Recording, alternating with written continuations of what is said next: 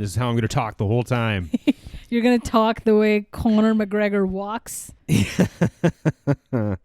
Yeah. You're going to talk with your mouth open sideways? Oh, what's going on over here? I'm Conor McGregor. Shit. He plays in this, in Austin Powers 1, I believe, there's a character who immediately gets killed by Dr. Evil, called, I think, Patty McGooligan or something. Of course. And he has his bracelet, and he's like, they're always after me, Lucky Charms.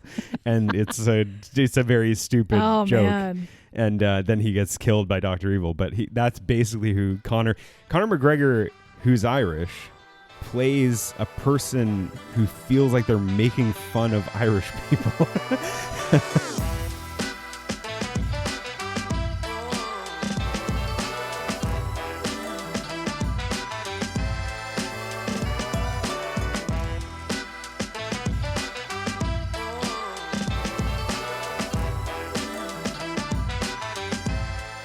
Did they dub his voice? Well, that was my thing. Was I was like, I feel like, say, this is Conor McGregor's first and hopefully last film role, considering, crime and things that he's done. Oh boy. And the quality of his acting. But like, he's there for one reason, and one reason is punching. Yeah. Which he's quite good at. I know that. Mm-hmm. But that was my contention, was like, it just seemed like it's like, on the day, did they not get the audio they wanted or something? Yeah. Like most dialogue is ADR'd over, but in this case it looked so mismatchy that I was like, it just feels like they dubbed over everything. Like he had to re-record everything. I have an unpopular opinion. Is it that this film rules? Because that is an unpopular opinion. Well, I think Conor specifically, because we're talking about him right now, I don't think he's bad.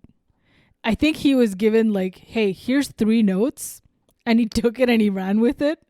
I just think he did the same thing for too long, but they don't need this guy to have range. Like his notes are like, hey, make sure you walk really like penguin style, and then also never not show your teeth. Those are the notes. Those are the notes, and then he's like, "Oi, but Doug Lyman, what about acting?" And he's like, "You don't need to know how to act. Who needs that? Nobody Not in my you. films knows how to act. He's like, just look at Jake. He's a consummate performer. And just do what Jake does." And then Jake, I read the weirdest thing today. On this like deep dive about Jacked Gyllenhaal and this movie. After this film, I found this funny. I found this really funny, and I don't know why. After this movie, Jacked Gyllenhaal was meant to do a film with a French director called Suddenly.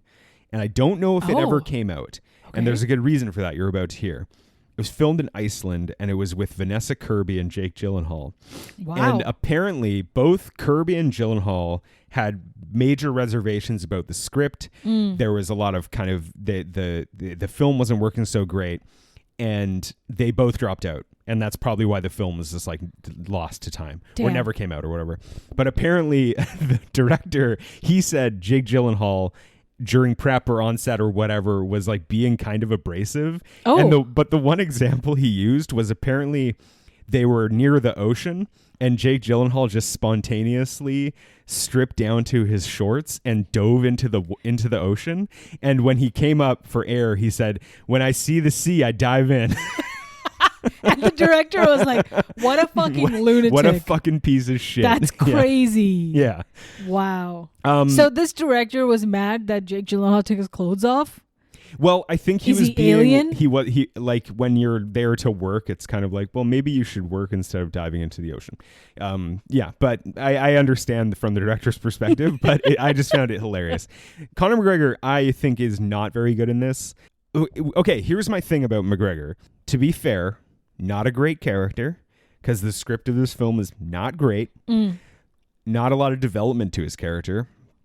McGregor, I don't think, is very good, but he's not very good in the way that a lot of people coming from different professions get into acting. Yeah. And they're never great. Fucking, what's his name from Guardians of the Galaxy? Batista.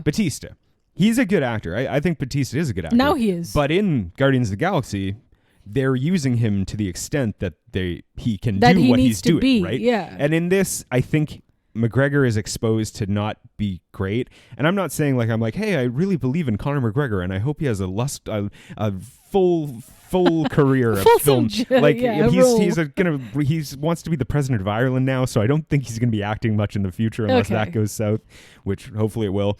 But what my biggest issue with McGregor in this film is they missed an opportunity to get a really good actor to play his role, and that would have been made the film like 10% better. Yeah, because he's in so much of it. He is, yes. And it's too much for his look. I know his shoulders are infinity broad, but it's still a lot to carry. It's too much of this film, and you're going to be like standing up across from Jake Gyllenhaal, acting, and then you're actor and swimmer, Jakey G, and you're gonna show up and be like, my name is Knox. You know this because it's tattooed 3 times on my body. And my chain says Knox on it. Just in case you forget. My guy. Yeah. Look, I don't think that's his fault. That's whoever the fuck came up with the costume. But that's, I think, on purpose because that is the type of film this is.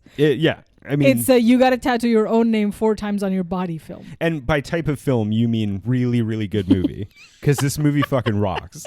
Yes. We're, of course, talking about Roadhouse 2024, the remake of Roadhouse. Hell yeah, baby. Can I just say? Yeah, you can. The way this movie opened in like a minute, I thought it was going to be a hot garbage shit film because no one wants to see Post Malone t-shirtless. Well, but he fucks off out of the film pretty quickly. I like the opening of this movie. That's why I was like, oh wait, okay, that is all I can endure. Sorry, love you, Posty, but you gotta go. He's like 4th build, and he leaves. He's a cameo in this movie, and I think he's like probably above Jessica Williams, which is crazy, but whatever. I also I don't know, not big up on Post's music, but I think some of his songs are used in the film too, so that kind of makes sense. It felt like the song in the opening scene when he's fighting is one of his country-infused country rock songs that he's been doing. I have not kept up with Post Malone because I am not 22, so I don't know what he's up to. I just know that he was on a Kanye album, and then 10 years later, people are like, "What about that Post Malone country album?" And I'm like, "No, I can't do it. I can't get into it. I'm sure he's fine. I have nothing against the guy, and he's fine in this film doing whatever he's doing." But yeah, but I thought this was gonna turn into like when it started. I was like, "Oh man, is this gonna be a Post Malone film?" And it wasn't. No. It's a Jake Gyllenhaal film through and through. Hell yeah. Yeah. Hell yeah, and no Doug distractions. Liman called this film Jake Gyllenhaal's career best performance, which is highly incorrect high praise. But a little crazy, yeah. Well, then he should have called this movie Night Brawler. Night Brawler. And that would have made more sense. One of the big disappointments I had with this movie, and I wrote down who I think should have played this role, but there is no composite character.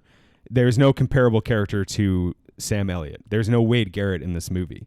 Oh, dude. And I think that is a waste of an opportunity to get Bradley Cooper. Bernthal Oh. to show up. Yeah. Jon Bernthal would have been so perfect to play the Wade Garrett part. Bradley Cooper, that's a really good one. We talked about that, right? Yeah, because he's basically he is Sam Ellioting in Stars Born. But I thought when I was watching this, I was like, this is such a Jon Bernthal thing that he would not be in the cast list, and then he would show up and you'd be like, I fucking am obsessed with him. Yeah. Oh, that would crank this movie to a fucking 1,000. I know, dude. Yeah. That would make it so good. Yeah. Yeah, dude. Oh, great. Jon Bernthal is one of the best working actors alive. I got he's so fucking good. So jacked just seeing him for 2 seconds on a trailer yesterday. The Amateur. Yeah. Yeah. But that's exactly, you know what? He's probably only in that scene.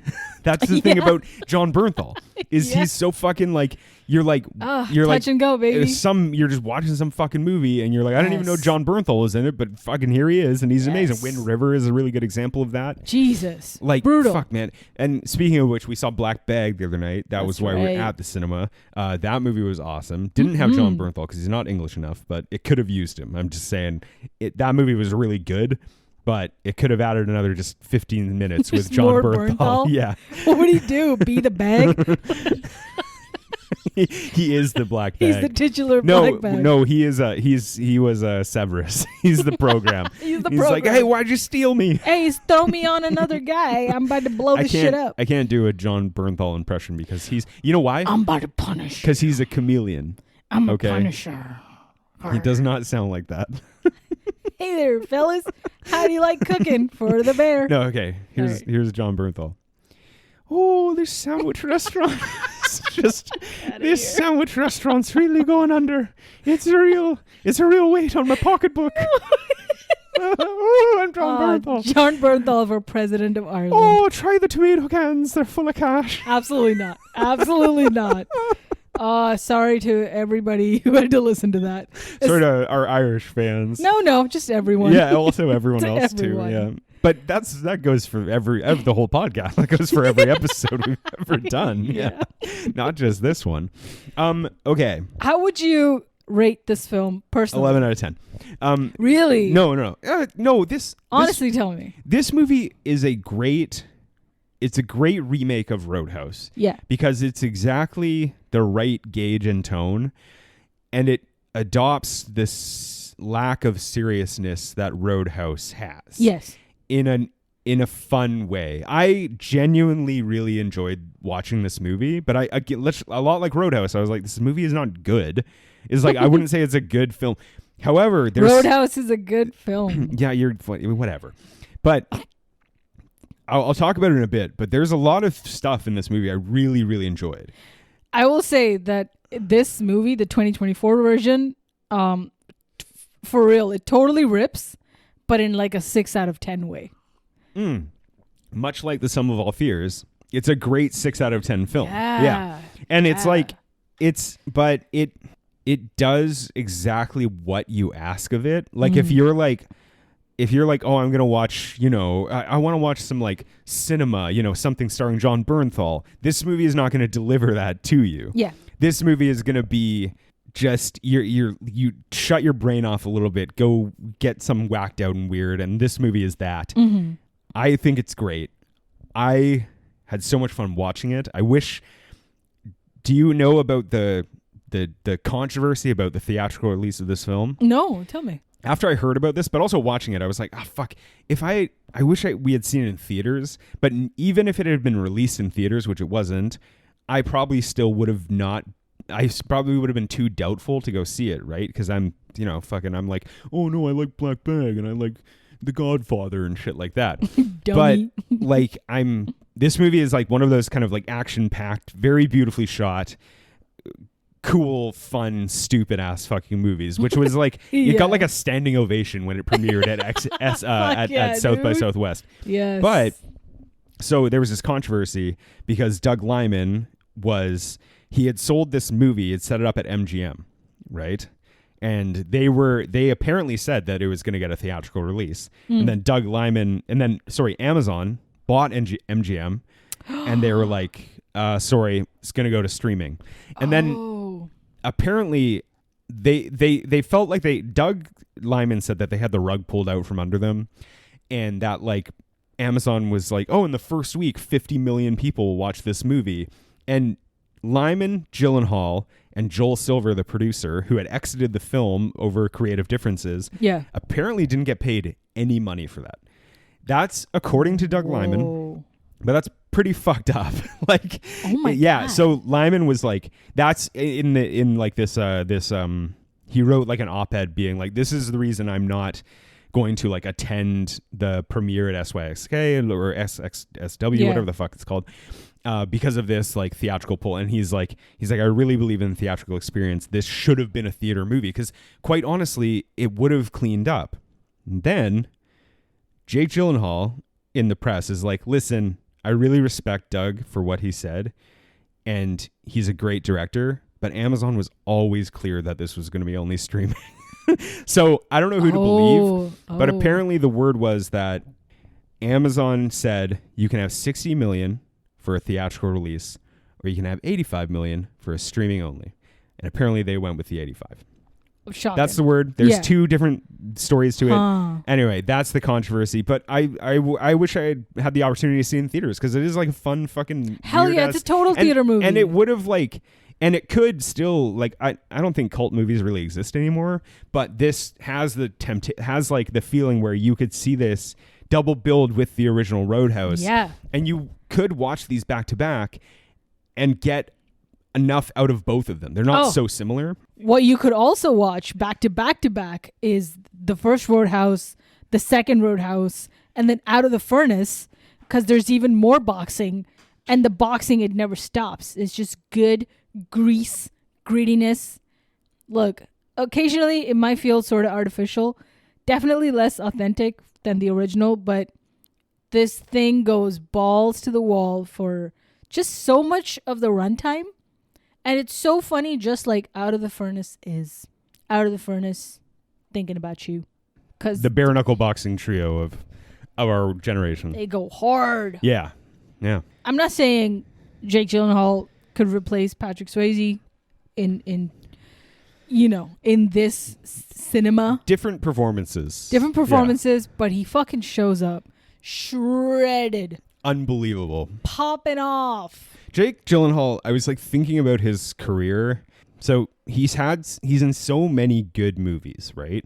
And he has this like period where he does Zodiac, which I think he's amazing in, and Jarhead in the aughts, right? And then he does Prince of Persia, which I've never seen. Oh my God, it's my mom's favorite movie. I know it's your mom's favorite movie, which is insane. But shout out. Yeah, which is great. But like that is like a Disney film, I think, that is like trying to be a series, right? Like it's trying to be like a franchise kind of thing in the wake of like Pirates of the Caribbean or whatever. It's adapted from a famous video game, but that never really works.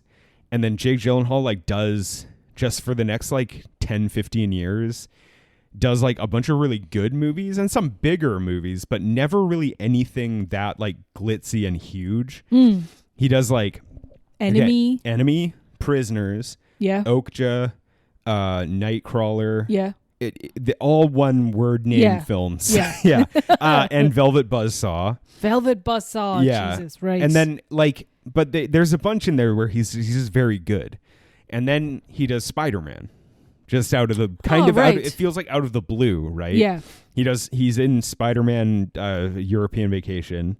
And then he's in Spider-Man No Way Home, right? One of them, or mostly. Because he's credited in both of them. He shows up at the end of one of those films, and it's like, haha, it's me doing. But in European Vacation, he is the villain. He's the villain. He's Mysterio. Yeah. And then in No Way Home, he shows up again as like a cameo, right? I forget, but yes. Yeah. Well, no one remembers what that movie is like because they've all melded into the same fucking movie for me. So yeah. For 3 weeks, No Way Home was like, everyone was like, this is one of the best films ever made. Yeah. And then now no one remembers anything about it. Because I don't think it was one of the best films ever made. But then he does those. He's in the Covenant, the Guy Ritchie thing recently, but also he works with Michael Bay. He does Ambulance, which is a classic, a flat out 10 out of 10 classic with nothing wrong with it at all. And Jake Gyllenhaal's performance is among, as Doug Liman would say, a career best. That was it.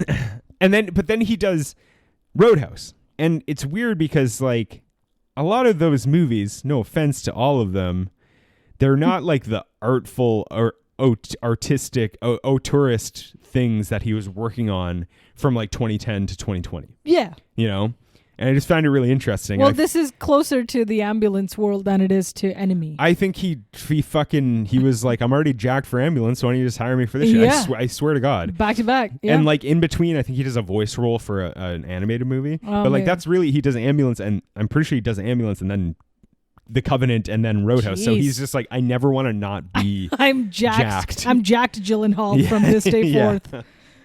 Yeah, because he, when he shows up and they transition into the sunny Florida Keys and everything else just fucking fades into the background because you're just locked into his everything face. else, you mean America. Yeah, all of America. Yeah. Crocs and all. No, the Crocs are all in the Keys. Oh, damn it. The rest of America. The America that's depicted in the original Roadhouse, that's in the rearview mirror, baby. It's not, and then the whole like, haha, get it? It's like a Western. Let's just make that point and drive it home. It's this movie is less of that, I think. Yeah. Yeah. It just wants to kind of be self-aware. It is. It's very self-aware. Yeah. I think the casting of Jessica Williams is a big part of that. Jessica Williams, her humor has this like self-awareness to it. That's her style of humor. I think she's good in this movie. She is. I like a lot of her lines and her delivery and stuff, but like she's kind of like she ends up being like a nothing character, really. Like it doesn't. Sure. Yeah. You know, like it's like her character ultimately feels. Then again, in the original Roadhouse, it's this guy. Tillman also kind of fades away. Yeah. He's meant to be a 5-minute role. Like he's an owner and he's got help and that's it. I feel like in a modern interpretation of that type of story, not the new Roadhouse specifically, but like you would have a moment with that guy who is like, man, you hired me and you brought me back to life. You brought me to this shitty town with 4 buildings and I fell in love with this woman and oh, thank you so much. And you overpaid me by a lot. Yeah. Oh God. to do this job. Thousands. You sort of have that moment with Jessica Williams in this where she's talking about her uncle and stuff like that. Yeah. But it never really goes anywhere. It just like fizzles out. Because it's a Jakey G movie, baby. It is. You don't need nobody. It's a movie about men who definitely don't need to deal with their masculinity issues at all. It's just about what men should do. This is a normal reaction to everything. Yeah. One of my favorite dialogues is from Jessica, though, when they have pretty early on in the movie, there's a bar brawl breaks out. It's the best scene. And Jake Gyllenhaal like drags everybody out, this whole motorcycle crew. Yeah, that's my favorite scene. He fucks them all up. And then he's like, are they going to be able to make it to the hospital? She's like, I literally don't care. And she, in the background, she says, literally, who gives a shit? Yeah. And it's executed so perfectly. Yeah, that exactly. Her tone is so great. She's perfect for that. Yeah. You know, like she's a very good casting for it. It's just her, a lot like McGregor, her character is sort of failed by the story. Like, yeah. But it's kind of like so is every character except for Jake Gyllenhaal. Like none of them really get, even Billy Magnuson probably gets like more than most characters. Yeah, I mean, how high is his billing in this movie? He's pretty high up, I think. Yeah. Yeah. Do you think Connor's like top 4? I feel like McGregor is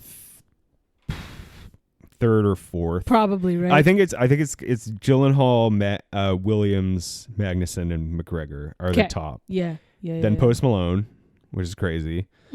And then everyone else, basically. The guy from White Lotus, a couple other people.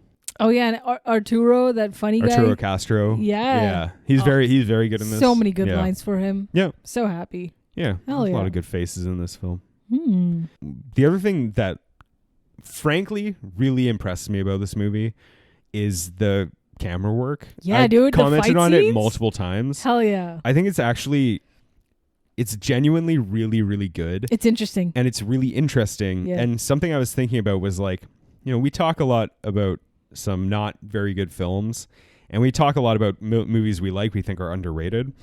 But a lot of times when we talk about them, something I've come to appreciate after doing this podcast is like when you read into how people actually make those things, it's like film is like magic. Like the shit that they do is so fascinating. And, Hell yeah. And we bitch and complain about special effects and shit like that, and that's whatever.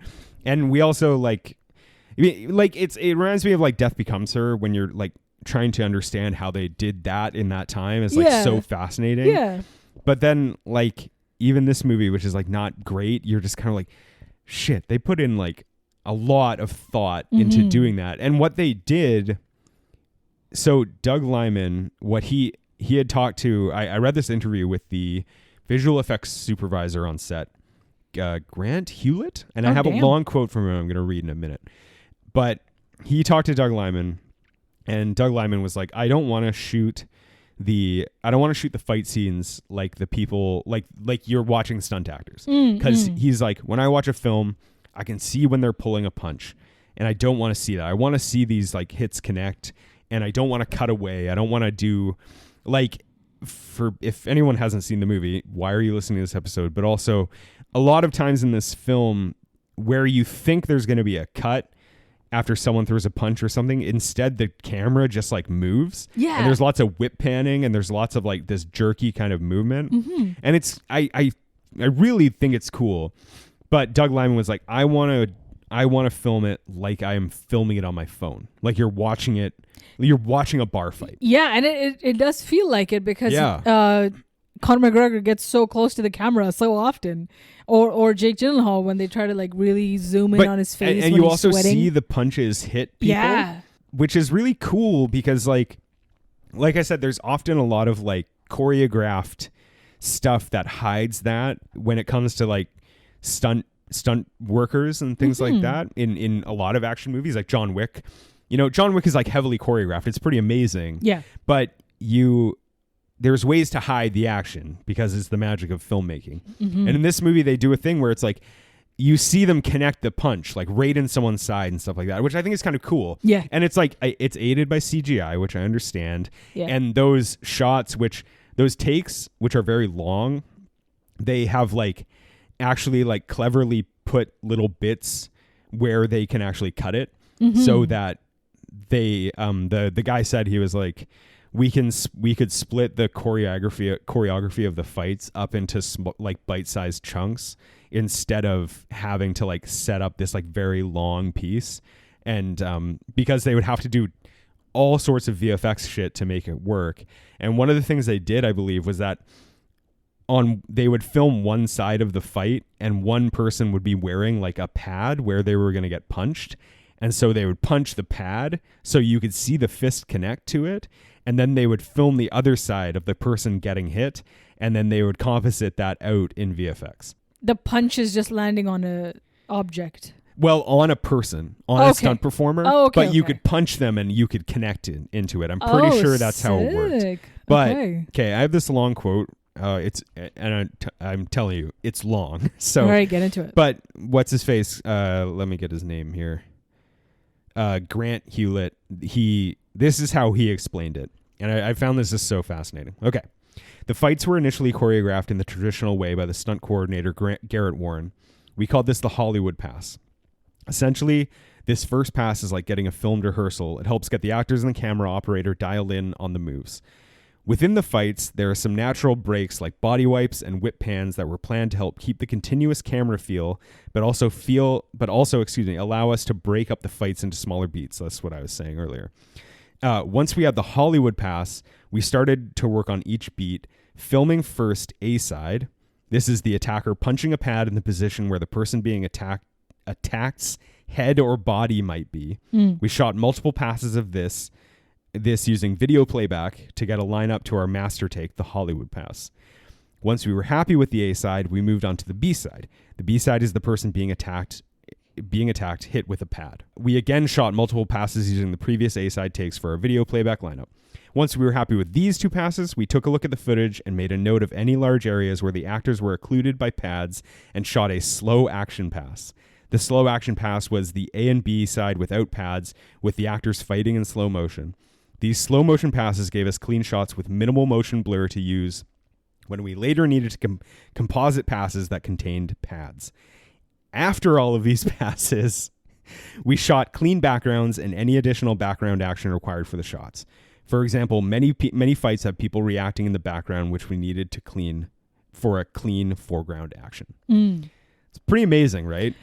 So when they kind of are fighting over a piano, like Jake's face is on a piano and then Conor McGregor's kind of hitting into him and you hear the music and stuff. Well, McGregor would be punching a stunt performer in one take. Right. In one take of it. And it might not even be McGregor. It might be two stunt performers are fighting. Got it.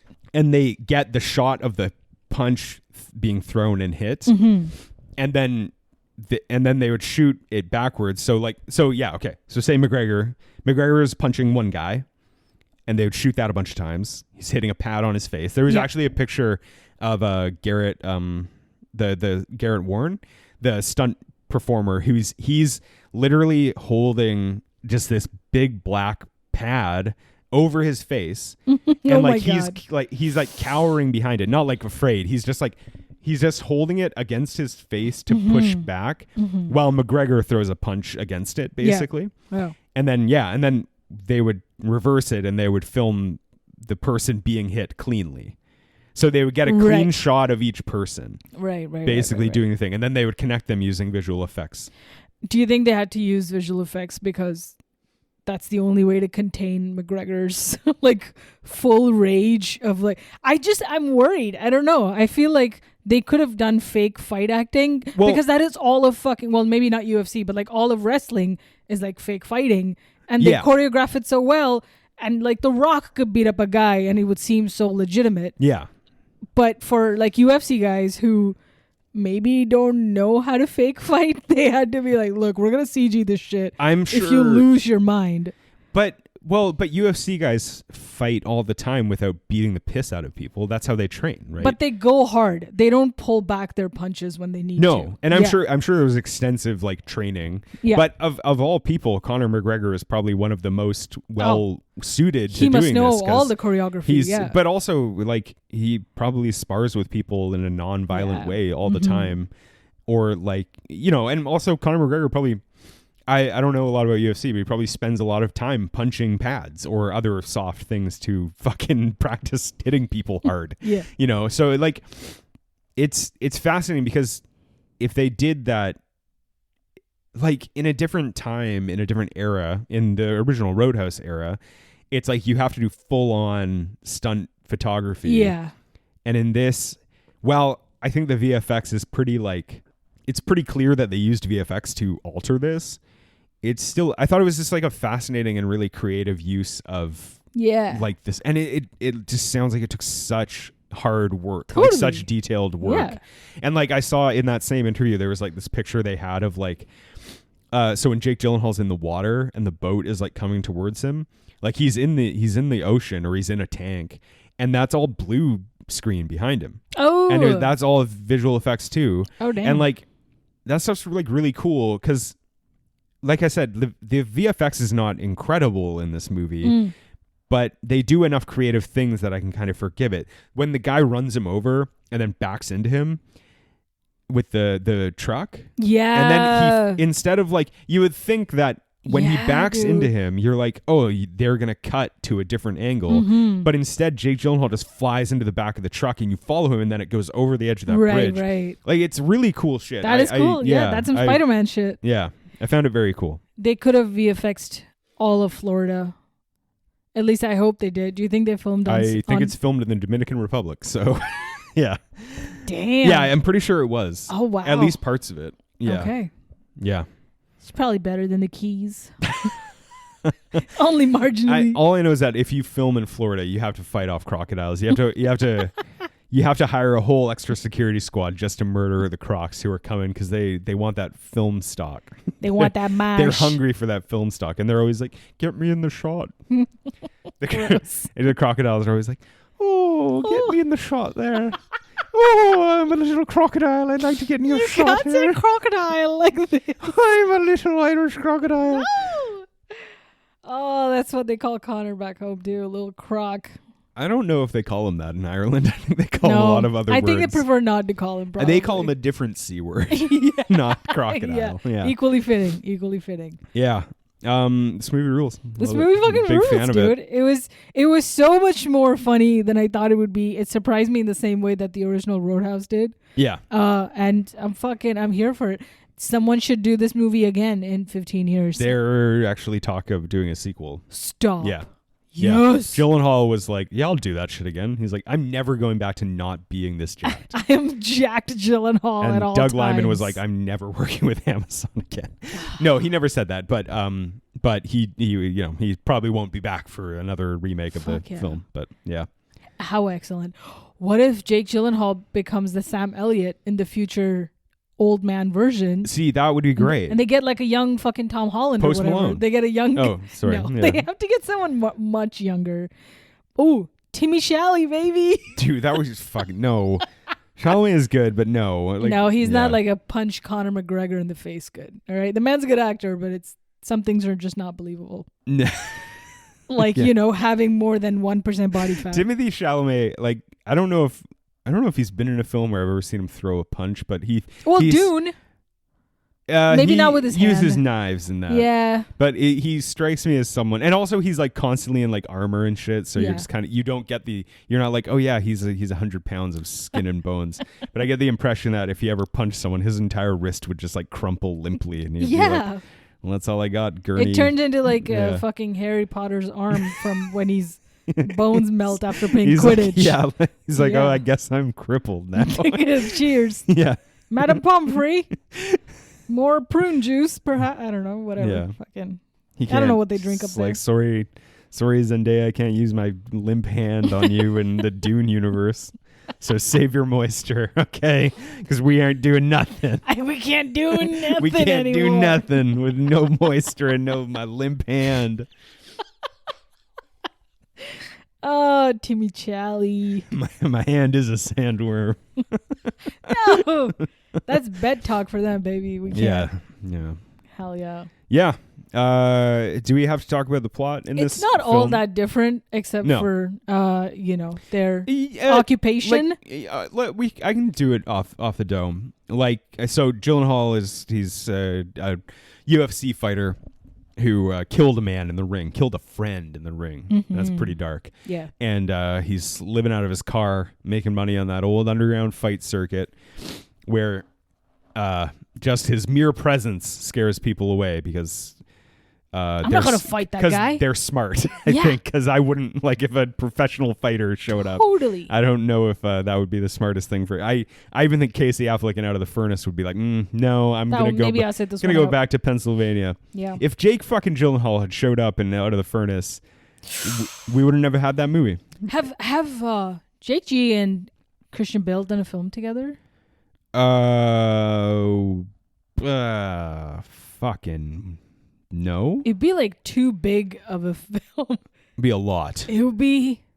It would be a lot. Yeah, because I feel they like share I'm, equal like missing star something power. Obvious. Like I'm like. Well, not prestige. Like I was thinking of like one of those. It seems like it's one of those, but it's not. It's Hugh Jackman.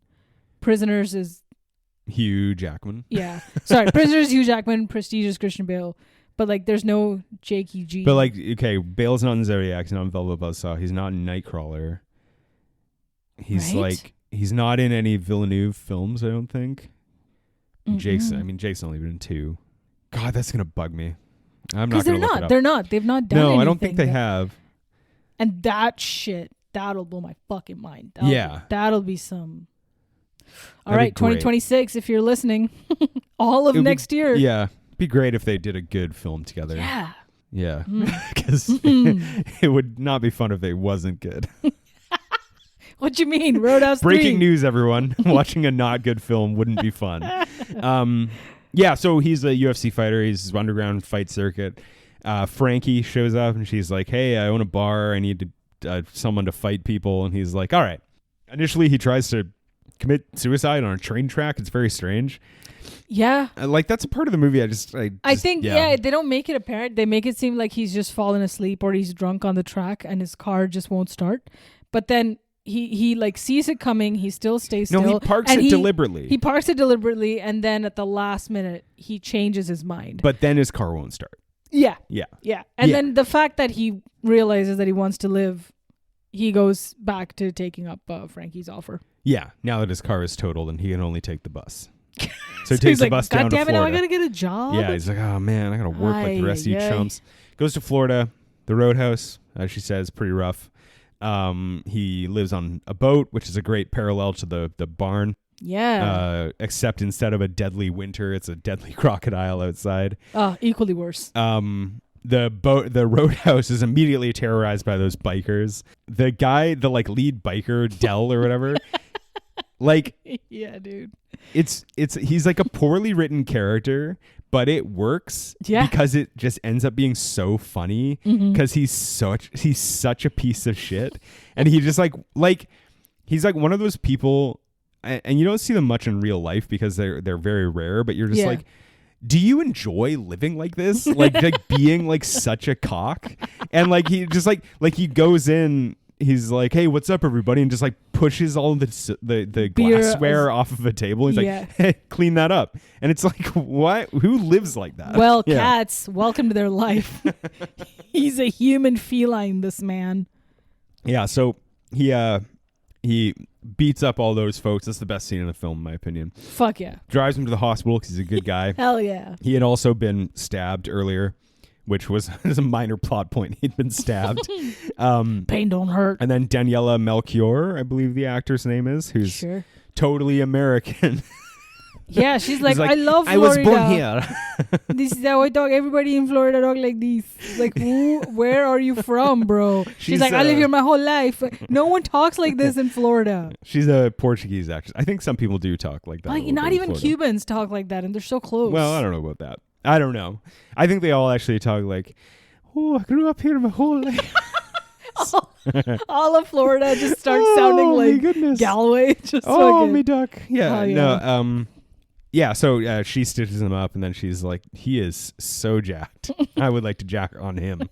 And in my medical opinion. Yeah, in my professional opinion, even though I'm like a doctor and I'm 23 or something, I would like to jack Jake.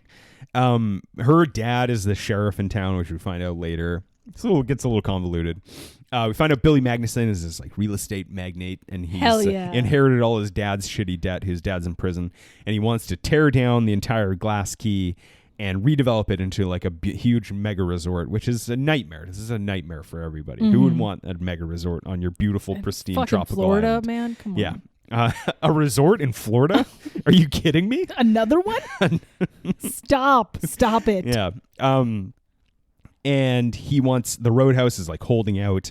He progressively sends more and more people to try and like get her to fucking give it up. Mm-hmm. And the dad ends up being like, I have to bring in my secret weapon, Conor McGregor. Conor McGregor comes in and he's essentially a psychopath. Yeah. And he's just like, I'll just do whatever. I'll do anything to do it. I just love punching and kicking and burning. And so, yeah. Can I say... Yeah. Why doesn't he pay her off? I think he has tried to. But he also doesn't have a lot of money. Oh, that's right. That's right. He owes a bunch of people a ton of money. Okay, that's good because they did mention that. Okay. Plot point revoked. But it also has like an emotional an emotional thing for Frankie. Like she's like, oh, my uncle owned it. Mm-hmm. That's it. That's the emotional weight of the entire thing that we get to learn is that her uncle owned it, so she didn't want to give it up. You know, Conor McGregor goes crazy, goes apeshit on them. They end up kidnapping the doctor to get Jake Gyllenhaal out to the boat to give them the money that he stole and framed the cops from using because he stole this like big wad of cash that was like drug money. Yeah.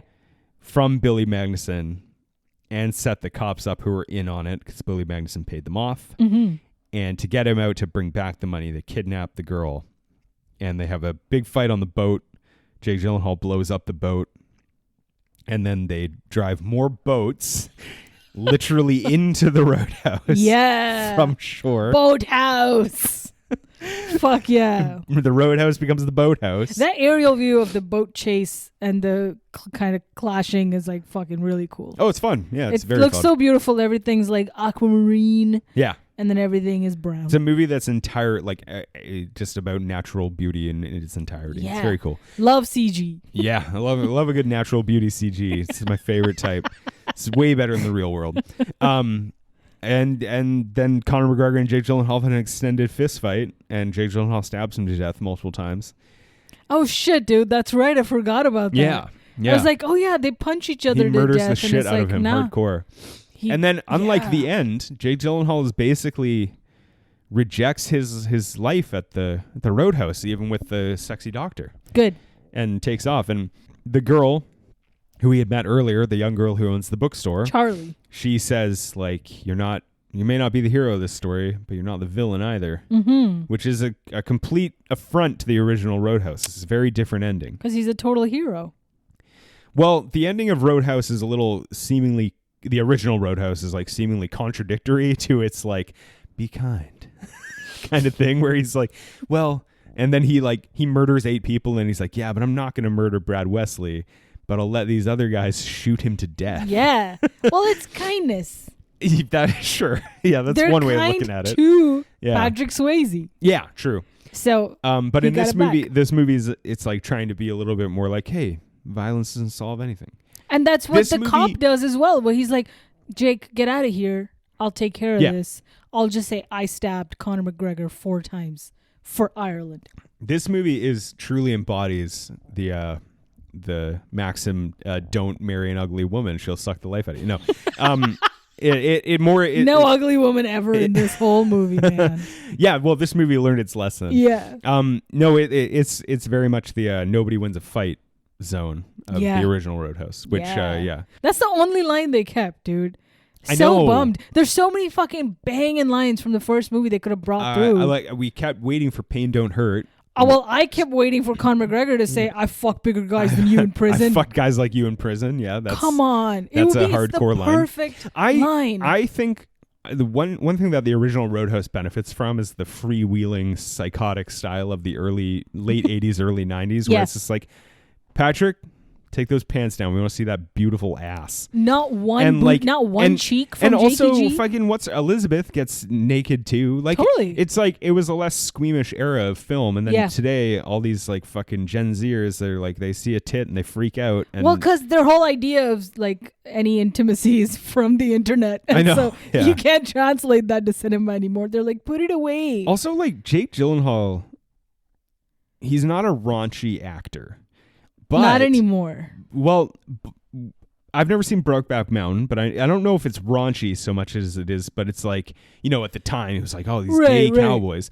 However, there's like raunchiness to Jarhead in brief, but you also see Jake Gyllenhaal wearing like a thong. A Santa hat. And a Santa hat over his penis. Yeah. Which is like, and now you're just kind of like, well, why do you let that body go to waste, Jake? Come on. Take your pants off, God. Take your pants off, Jake. God, what are you doing? You see Conor McGregor fucking naked, but it's like you want the nudity, and it's like okay to be funny, but you want a little bit of sexy too. They had one chance to do a nudity, and they were like, "We're gonna give it to Conor McGregor." Yeah. I think they thought about this. I think this is a deliberate, and maybe Conor was like really pushing for it. He was like, "Guy, all right, hear me out." No, that's bad. Just hear me out. Like I wanna Let me come on. Man, come on. Show off my knocks. Let me show off my knocks. Yeah. No. But it is like it's interesting because like even the love scene between the Doctor and Jake is like it's like very chaste. Like Was there a love scene? They go on like a lovely little date to that little sandbar. Oh yeah. And then they kiss, and then you're just like, that's it. That's it. Yeah, very like, chaste. Yeah. Doesn't even get to bust. Like But it's funny. We've talked about this before though, like how like violence in movies is like so casual, has become so casual, whereas like when sex is approached in lots of films, people are like, I don't think Anora, this movie about sex workers, should have had so much sex in it. And you're like, okay, and like, all right, that's totally fine. Dude. Yeah, I think they definitely chose like violence over sexy time in this movie, and they were like, if we're gonna go ham on the gratuitous blood and gore, the thing is, you can have both. That's what the original Roadhouse did. Yeah, dude. You can have fucking both. That's true. Yeah, that is true. If you think about like not one guy with a fucking knife in his shoe.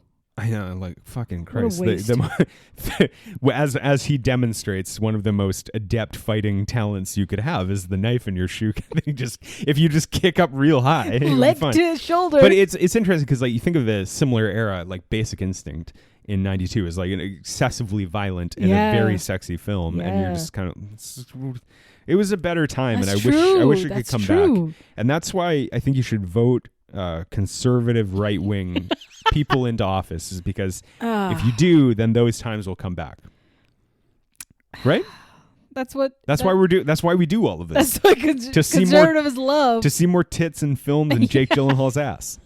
Nothing more precious to the church than ass and Jake Gyllenhaal. There's nothing they love more than a sexy 18A rated film, as they've proven. Classic. Yeah. All right. Dude. Thank you for listening.